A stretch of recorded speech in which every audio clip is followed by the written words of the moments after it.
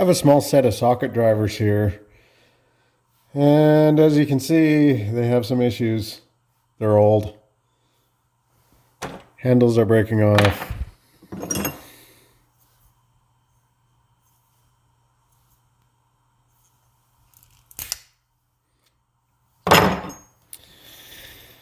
I know they're not that expensive to go buy, but at the same time, I don't use them that often. But I use them enough, I would like a small set. So what I'm going to do is this.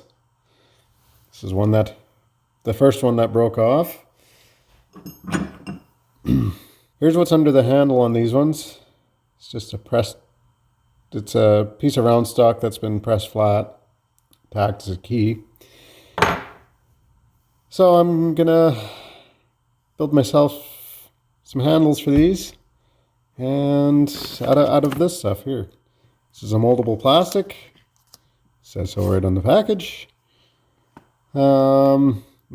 This happens to be InstaMorph brand. There's a bunch of other brands. It's fairly easy to work with. All you gotta do is heat it above, I believe, 60 degrees Celsius. 66 actually. And it turns from white to clear, and it's similar to clay, I guess. And then you shape it to whatever you want. In this case, I'll be doing some handles. This plastic does appear to be resistant to brake clean. I did test that already. The brake clean didn't seem to affect it, so which is good. First step is I'll be getting all these handles off, and I got this one a little bit shorter, but I didn't mean to. The next ones I'll try and get a little bit back to the original length, but yeah, there we go. Let's get started.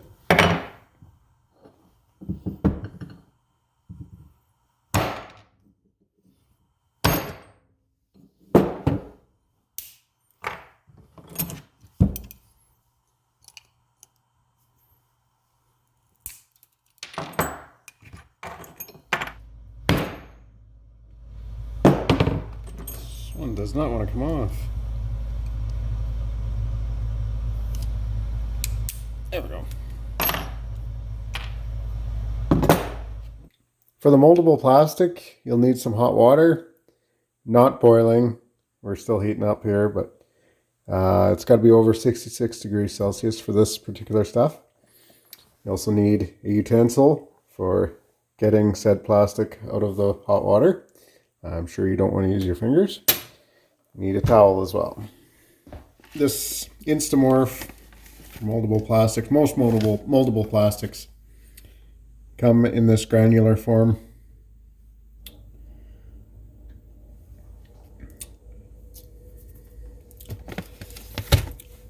I have a bunch here that I had made too much earlier, so I just flattened it out, and now I can reuse them. That's the nice thing about this stuff, is it's completely reusable.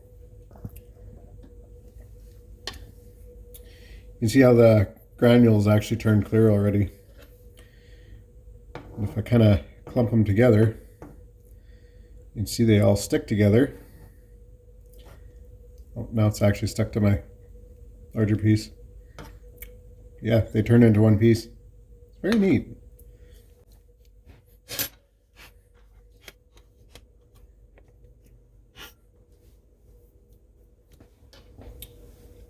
If you do make too much like I did, I do recommend you flatten it out before it hardens.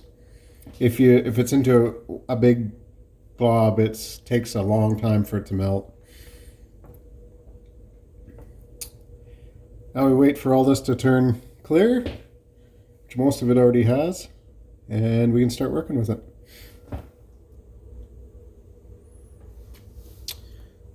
Here's my glob of goop. And it's obviously hot, very hot. Get most of the water off. It doesn't feel as nearly as hot. We start kneading it. It's still quite hot. As soon as it touches onto itself, it sticks to itself. Like I just folded that over and I cannot just pull that apart.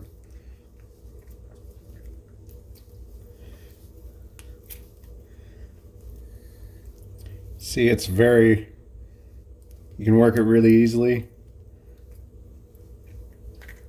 I do recommend maybe a pair of gloves or something. But, I mean, it's wet though too, so it's, yeah. I have part of an original handle here, still original length.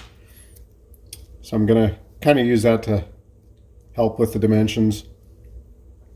I'm also gonna put this back into, I got this into a rough shape that I need. Actually, I think I need about roughly half of this. I'll tear it in half here. I'll put one piece into the water. I'll actually do the same with this. I'll reheat this again, then I have more time to work with it. It'll get to a point where it gets so cold that it's very difficult to work with and it doesn't want to stick together very nicely and stuff, so you got to keep it warm. Dry it back off again.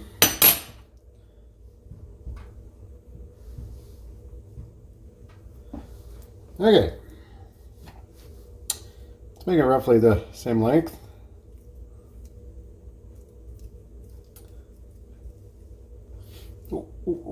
Don't do that. It sticks to other plastics. I've encountered this before.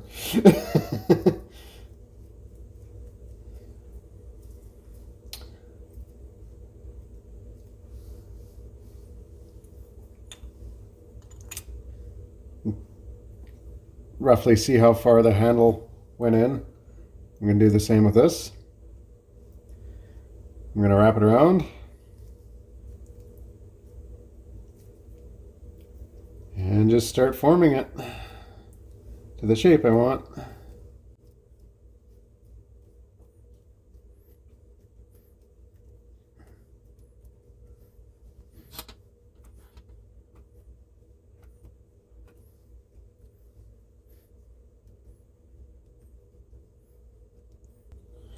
The stuff appears to shrink a little bit when it cools.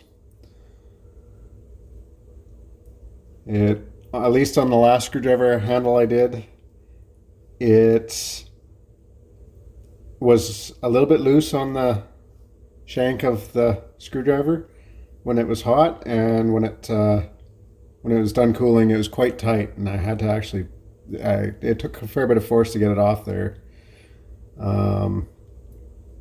so I could JB weld it. Something like that.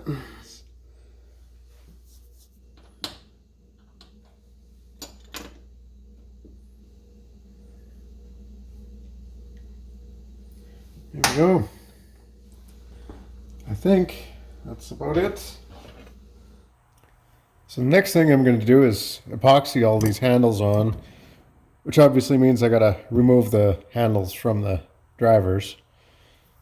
First thing I'm going to do is take a Sharpie and mark the positions of each one of these. I'm going to put a mark on the shank and I'm going to put a mark on the handle, just so it goes in back in the same spot again.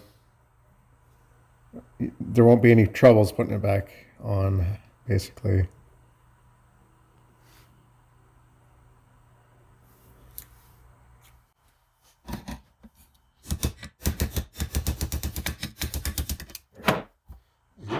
Yep.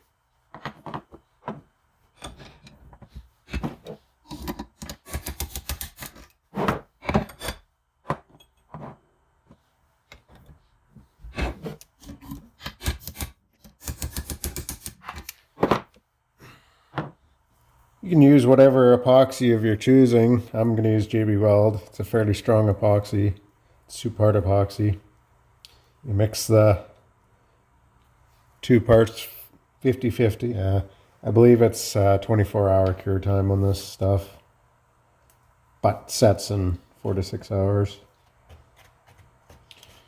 Okay, grab a handle. Put some in the shank hole.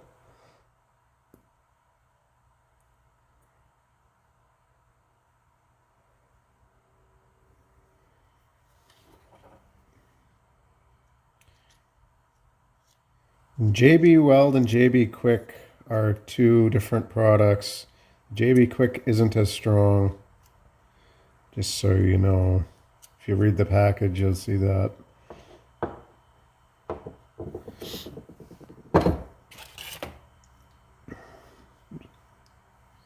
Line up my Sharpie marks again. And press it in.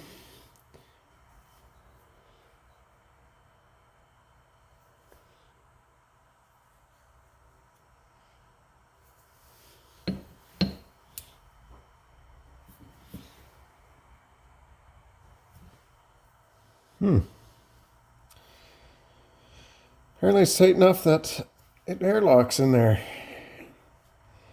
It just pushes it back out. Oh, shoot.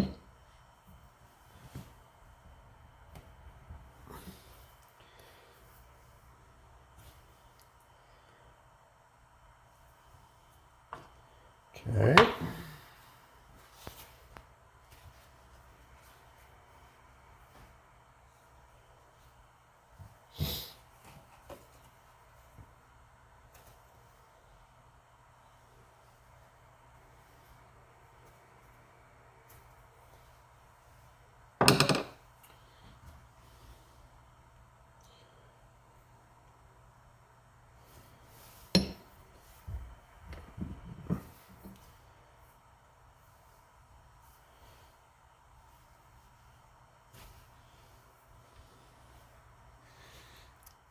So all I did was I took this is the one that I had tested with beforehand.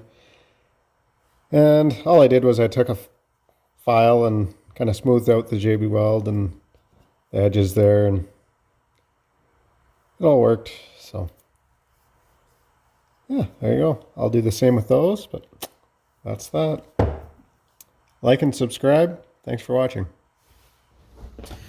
Here's that same piece cooled down. It didn't take very long because it was thin. You can see these are still cooling down, but this plastic, it feels slightly harder than UHMW. It gets fairly stiff once you get a lot of it. It's very tough. Like, there's no way I can rip that. Well, maybe. Oh, I am starting to rip it. Okay. But, I mean, it's not very thick. You can see it does stretch a little bit before it tears. There we go. But yeah, it's pretty tough stuff. Yeah, there you go.